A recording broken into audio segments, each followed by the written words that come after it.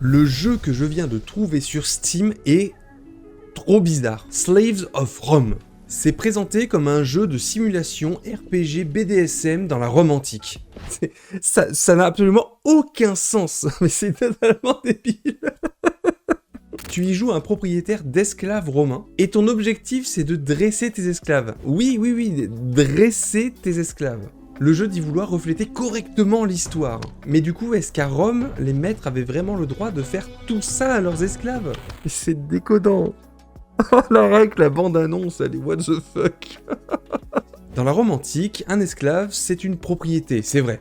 Le juriste Gaius écrit au IIe siècle « Les esclaves sont des instruments, car ce sont des hommes soumis au pouvoir de leur maître. Leur corps appartenait légalement à leur maître. » Et même la littérature en parle. Dans L'Art d'aimer et les Métamorphoses, Ovide décrit sans détour les jeux de séduction, n'excluant pas l'usage d'esclaves comme partenaires, choisis pour leur beauté ou leur docilité. Sénèque l'Ancien raconte même que lors des ventes, l'esclave se tient nu sur la plage au plaisir de l'acheteur. Toutes les parties de son corps sont examinées et touchées.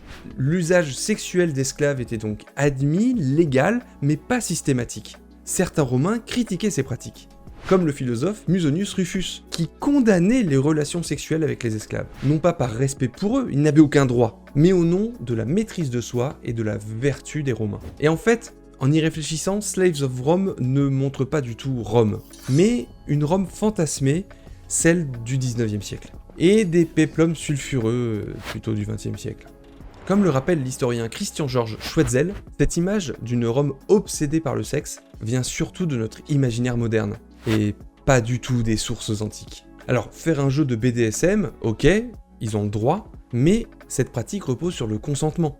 Alors que l'esclavage romain, lui, reposait sur la domination des corps. Du coup, la combinaison des deux, elle marche pas vraiment. C'est pas du réalisme historique, c'est la banalisation d'une violence devenue fantasme. À quel moment tu te dis, je vais faire un jeu comme ça? Et le pire, c'est qu'il coûte 27 balles. Il coûte 27 balles, et il y a des gens quand même qui l'ont acheté, qui commentent, et qui demandent des améliorations et tout. Mais, je préviens, j'ai pas joué au jeu. Je l'ai juste vu et regardé la bande-annonce. Mais ça me posait déjà question, donc c'est pour ça que je voulais faire cette vidéo-là.